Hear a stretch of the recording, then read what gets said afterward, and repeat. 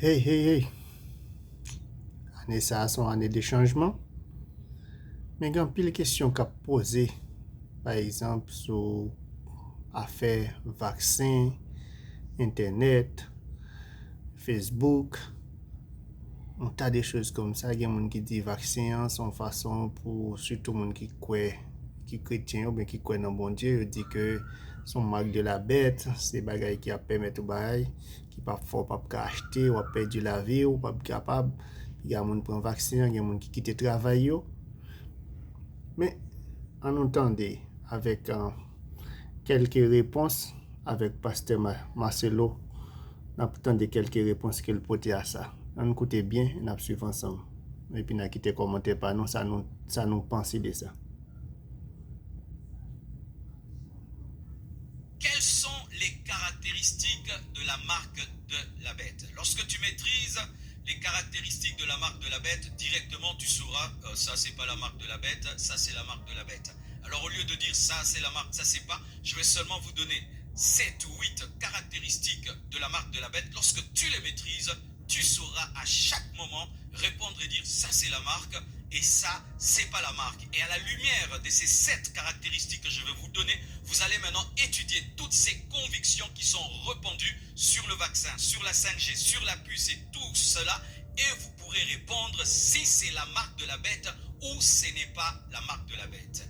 Allons maintenant dans la Bible. Premièrement, vous devez savoir que la première caractéristique de la marque de la bête, c'est que c'est une marque spirituelle. Spirituelle. La marque de la bête est d'abord une marque spirituelle. Ce n'est pas d'abord la technologie, ce n'est pas d'abord la puce, ce n'est pas d'abord le vaccin. Non, la marque de la bête est d'abord spirituelle. La Bible dit ceci. Apocalypse 13, versets 14 à 17. Et elle séduisait les habitants. Il s'agit du faux prophète qui est le serviteur de l'antichrist, la bête. Et elle séduisait les habitants de la terre par les prodiges, des miracles, qui lui étaient donnés d'opérer en présence de la bête, disant aux habitants de la terre de faire une image à la bête qui avait la blessure de l'épée et qui vivait, l'idolâtrie. Et il lui fut donné d'animer l'image de la bête. Certains disent qu'ils vont utiliser des hologrammes parce que la technologie est en train d'avancer au point où les hologrammes seront presque identiques aux hommes. Il lui fut donné d'animer l'image de la bête afin que l'image de la bête parlât, qu'elle fit que tous ceux qui n'adoraient pas l'image de la bête fussent tués. Et elle fit que tous, petits et grands, riches et pauvres, libres et esclaves, reçussent une marque sur leur main droite et sur leur front, et que personne ne put acheter ni vendre sans avoir la marque, le nom de la bête ou le nombre de son nom. Pourquoi je dis que c'est d'abord une marque spirituelle? Parce qu'elle est précédée par une séduction religieuse. Celui qui va instaurer la marque de la bête sera un faux serviteur de Dieu, qui va produire des signes et des prodiges et qui va pousser d'abord les hommes à adorer l'antichrist, à adorer le diable, ensuite d'avoir la marque. C'est une marque spirituelle parce qu'elle est précédée par l'adoration à Satan. Ça veut dire quoi? Tu dois d'abord devenir sataniste avant d'avoir la marque de la bête. On n'a pas la marque de la bête sans être sataniste. Il faut d'abord que tu dises, maintenant je vais adorer l'antichrist.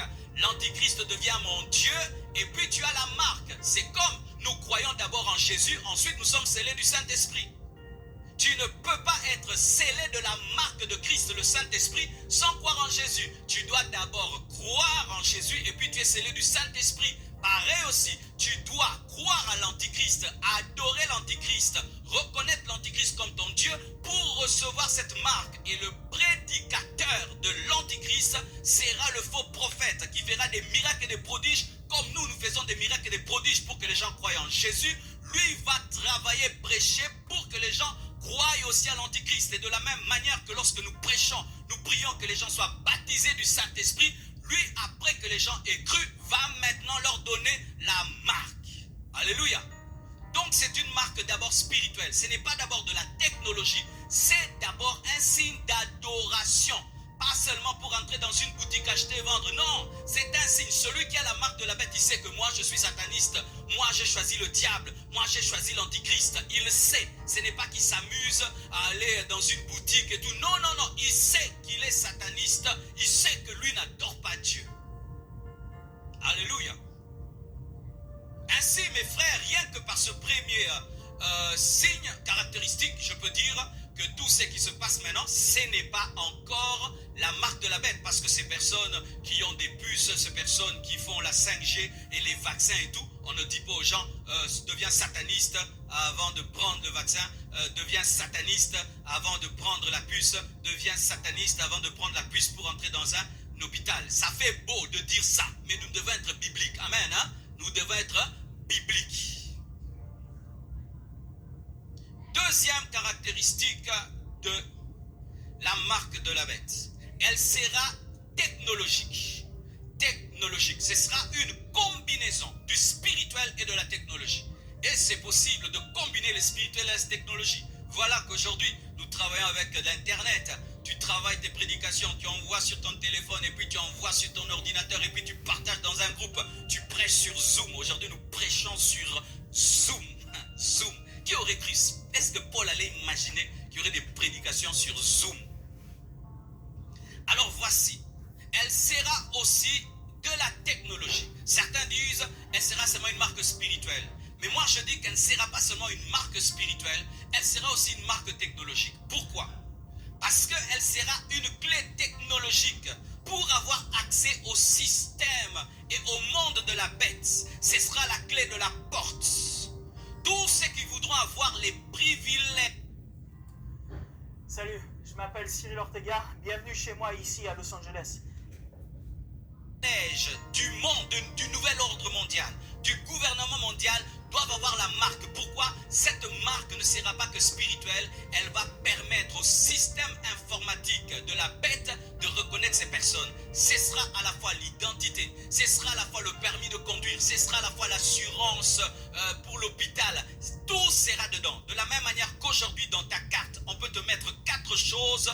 Dans cette marque, il y aura tout. Il n'y aura pas quelque... Tout de toi sera dedans. Le visa, le passeport, tous tes diplômes, tout sera dedans. Et sans elle, tu es comme un SDF. Tu es un sans-papier. Pas au Congo, pas en France, mais dans le monde entier. Imagine, les gens qui sont des sans-papiers en France ne peuvent pas travailler en France et sont vraiment dans la galère en France. Et imagine maintenant, les gens qui n'auront pas cette marque seront des sans-papiers à l'échelle mondiale. C'est-à-dire, partout où tu vas, lorsque tu pars, les ordinateurs ne te reconnaissent pas. Et la technologie sera répandue sur le monde entier par la 5G, peut-être par la 6G si elle va venir, de sorte que où que tu sois, tu ne peux pas échapper à ce système. Tu dois présenter la marque spirituelle, mais aussi technologique, parce que tu ne peux pas profiter de l'économie de l'Antichrist, du système de l'Antichrist, si tu ne l'adores pas. Alléluia. Ainsi, ce sera une marque spirituelle,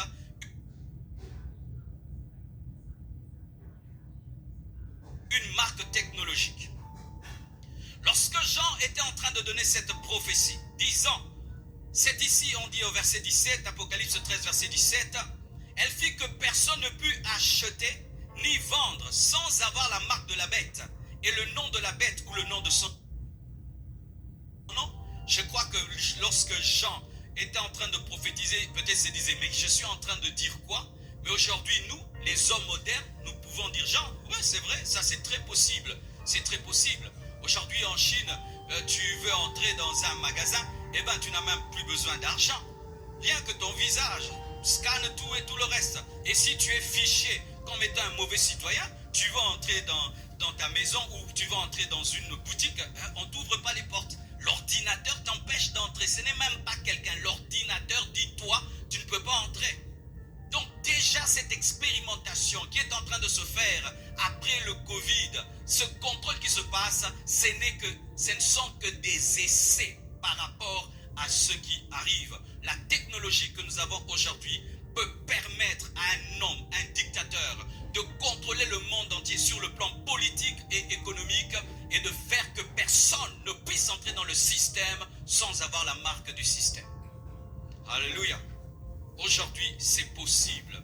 Donc, en plus, lorsque nous étudions cette caractéristique, nous pouvons encore dire, mes frères et sœurs, que nous ne sommes pas encore à ce niveau. Pourquoi? Parce que toutes les cartes et les puces qui sont utilisées, c'est pour un magasin seulement. D'autres, c'est pour l'hôpital. Mais la marque de la bête, ce sera partout tu vas. Tu vas en France, on te reconnaît. Tu vas en Italie, on te reconnaît. Tu vas en Afrique, on te reconnaît. Pas seulement dans une banque, dans toutes les banques. Pas seulement dans un hôpital, dans tous les hôpitaux. Pas seulement dans un bar, dans tous les bars. Et pour l'instant, il n'y a aucune technologie qui est mise en place à ce niveau-là. Tout ce qui se passe, c'est limité à un pays, limité à une entreprise, limité à une salle de gymnastique, limité. Il n'y a pas encore un développement sur le plan planétaire d'une technologie qui permet un contrôle total sur l'économie. Amen.